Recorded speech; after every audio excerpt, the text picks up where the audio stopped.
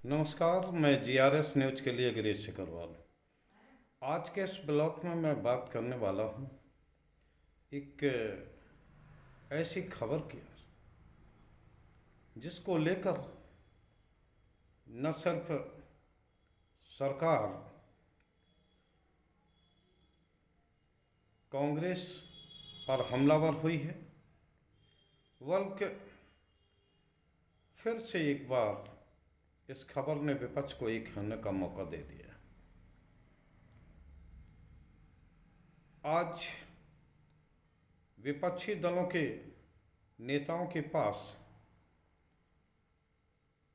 Apple की ओर से एक संदेश आया उनके मोबाइलों पर कि हैकर्स आपके फ़ोन को हैक कर सकते, कृपया सावधान रहें। आप सभी लोग जानते होंगे कि खासकर कई बार इस तरह के संदेश मोबाइल फ़ोन के जरिए लोगों को आते रहते हैं और लोग इसको इग्नोर करते हैं। लेकिन जिस तरह का माहौल इस समय देश में चल रहा है, चुनावी माहौल चल रहा है, तो इसको लेकर जरा छोटे से छोटी चीज़ को इग्नोर करने की स्थिति नहीं बन रही है, क्योंकि जिस प्रकार सरकार की मंशा है, जिस प्रकार जरा सा संदेशों के जरिए विपक्ष को टारगेट किया जा रहा है, विपक्षी नेताओं को जांच एजेंसियों के माध्यम से जेल में डलवाया जा रहा है, तो उससे ये बात विपक्ष के मन में बैठी है कि निश्चित तौर पर ये जो सरकार है, विपक्ष हीन राजनीति करना चाहती है, यानी कि विपक्ष का कोई काम ही न रहे। किसी भी प्रकार विपक्ष को चुनाव लड़ने से रोका जाए, इतनी उन पर कमी रहे कि चुनाव न लड़ा जा सके, और दूसरी ओर जो चुनावी धनराशि है वो एक ही पार्टी पर रह जाए। दूसरी पार्टी को जो लोग मदद करने वाले, उनके यहाँ ईडी और सीबीआई के जरिए, आईटी के जरिए छापा लगाया जाए। तो मौजूदा जैसे ही ये बात आई तो कांग्रेस ने सबसे पहले इस बात पर रिएक्ट किया और राहुल गांधी ने एक बड़ी प्रेस कॉन्फ्रेंस की, जिसमें कि उन्होंने अडानी को टारगेट करते हुए ये आरोप लगाया कि सरकार कुछ भी कर ले, चाहे जितनी टेपिंग करा ले, लेकिन वो खासकर कांग्रेस पार्टी डरने वाली नहीं है। जिस तरह से कांग्रेस इस समय हमलावर है अडानी समूह में, आपने देखा होगा चुनावी सभाओं के दौरान भी राहुल गांधी खोलकर देश के उद्योगपति गौतम अडानी को टारगेट करते हैं। उसके बाद तो जगह जगह से विपक्षी नेताओं की ओर से भी इसका दौर चला। सभी लोगों ने सरकार को इसके लिए घेरा और जांच कराने की मांग की। प्रियंका चतुर्वेदी जो सांसद हैं और सपा सुप्रीमो अखिलेश यादव का भी इस समय बयान आया कि सरकार जासूसी करा रही है, इस तरह का आरोप लगाते हुए। इसका मुख्य जो शक की गुंजाइश इसलिए हुई कि पेगासस जो कि इजराइल से खरीदा हुआ एक पर्चा था, जिसको लेकर कांग्रेस ने एक अभियान चलाया था पहले। हालांकि सरकार द्वारा सहयोग न दिए जाने के कारण इस संबंध में पेगासस के विषय में जानकारी नहीं हो पाई। करीब उस समय भी कांग्रेस ने आरोप लगाया था कि विपक्षी नेताओं, सांसदों, पत्रकारों और यहाँ तक कि जजों के भी फ़ोन में पेगासस का इस्तेमाल हुआ है।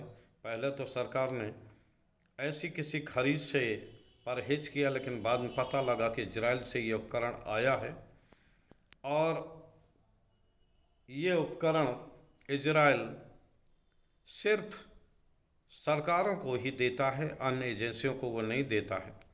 तो पहले तो सरकार इससे परहेज करती रही। बाद में सुप्रीम कोर्ट की कमेटी में करीब 30 फ़ोनों को जमा किया गया, जिनमें कि अलग अलग वर्ग से लोग थे। तो उसमें सरकार आरोप लगाती है, जैसे कि आज पूर्व कानून मंत्री रविशंकर प्रसाद ने लगाया कि पेगासस को लेकर पहले भी कांग्रेस, खासकर राहुल गांधी ने आरोप लगाए थे, लेकिन जब सुप्रीम कोर्ट ने फ़ोन उनसे देने को कहा तो उन्होंने अपने फ़ोन नहीं दिया था। इस प्रकार ये आरोप झूठे हैं विपक्षी दलों के।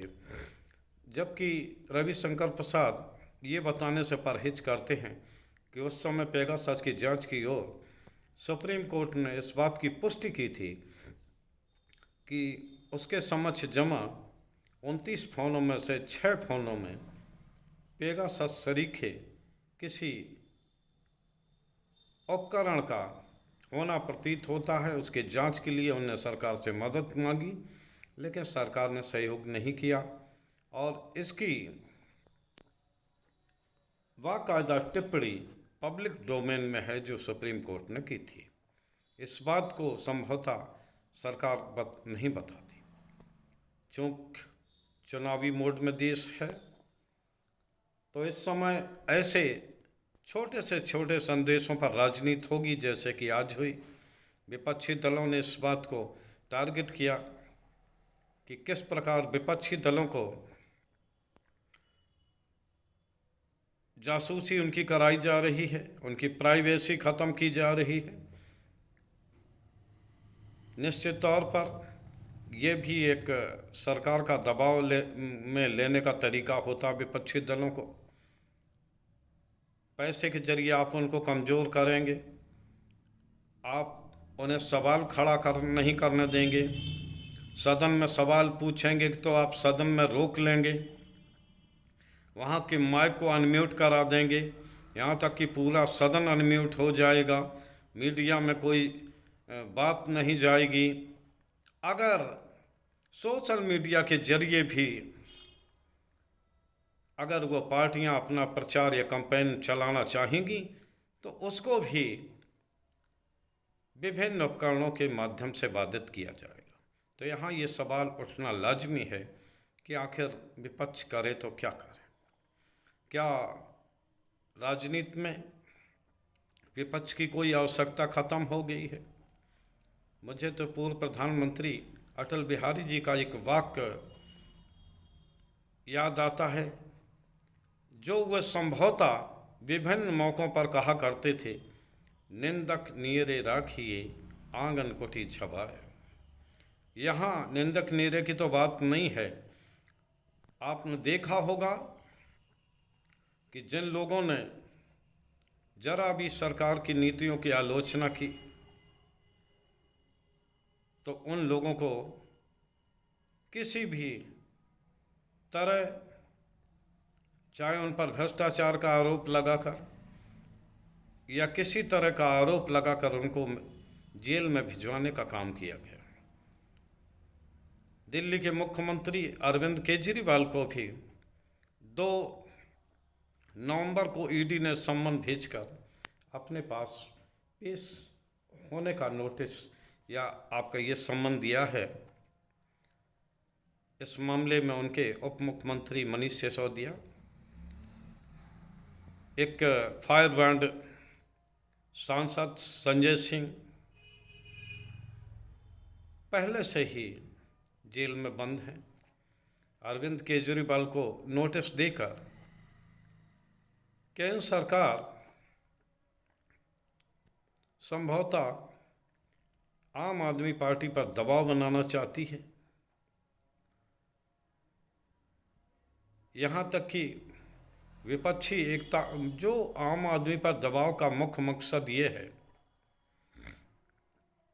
कि एक तो वो जितनी मुखरता से आम आदमी पार्टी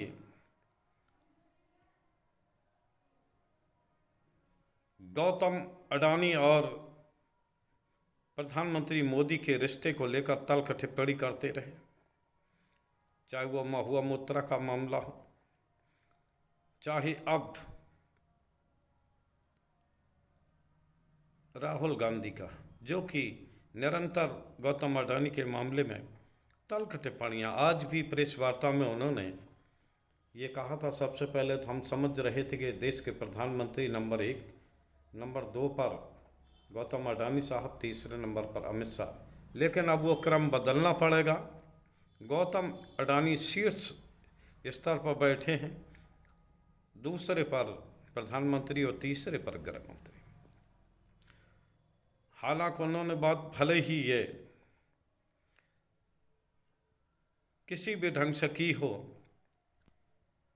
लेकिन मौजूदा परिस्थिति में अगर हम देखते हैं तो प्रधानमंत्री पार्टी की आलोचना करने वाले को तो बर्दाश्त कर सकते हैं, उनके साथ कोई भी संबंध भी बना सकते हैं, जैसा कि उन्होंने महाराष्ट्र में अजीत पवार या अन्य ऐसे दलों को बनाने का प्रयास किया जो भाजपा के आलोचक रहे हैं। लेकिन जो लोग अडानी या प्रधानमंत्री के संबंधों को लेकर टीका टिप्पणी करते, भले ही वो सदन के जरिए करते हों, उन्हें प्रधानमंत्री कभी माफ़ नहीं करते। यानी कि अडानी को लेकर प्रधानमंत्री का जो रवैया है वो निश्चित ये साबित करने वाला, जैसा कि आज की प्रेस वार्ता में राहुल गांधी ने कहा कि जिस प्रकार एक बादशाह की जान एक तोते में बसती थी, उसी प्रकार प्रधानमंत्री की जान अडानी में है। यानी कि अडानी एक तरह से उन्होंने ये साबित करने का प्रयास किया कि वो ऐसे तोते हैं जो जिनमें कि प्रधानमंत्री की जान बसती है। एक तरह से ये बहुत बड़ा आरोप भी है।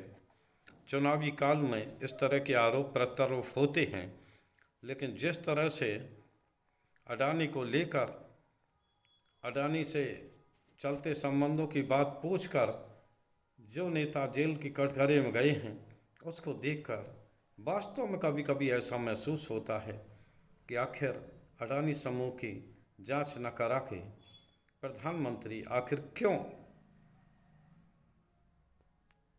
अपने रिश्ते को शर्मसार करते हैं। यानी कि ऐसा क्या छिपाव है अडानी के साथ जो आप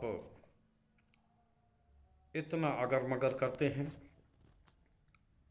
खैर वो होगा, लेकिन ये बात अभी तय मानिए।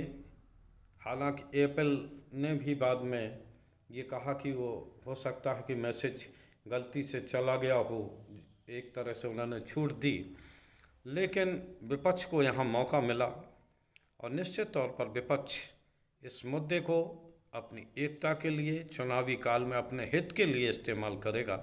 आज के ब्लॉग में बस इतना ही। जय हिंद, जय भारत।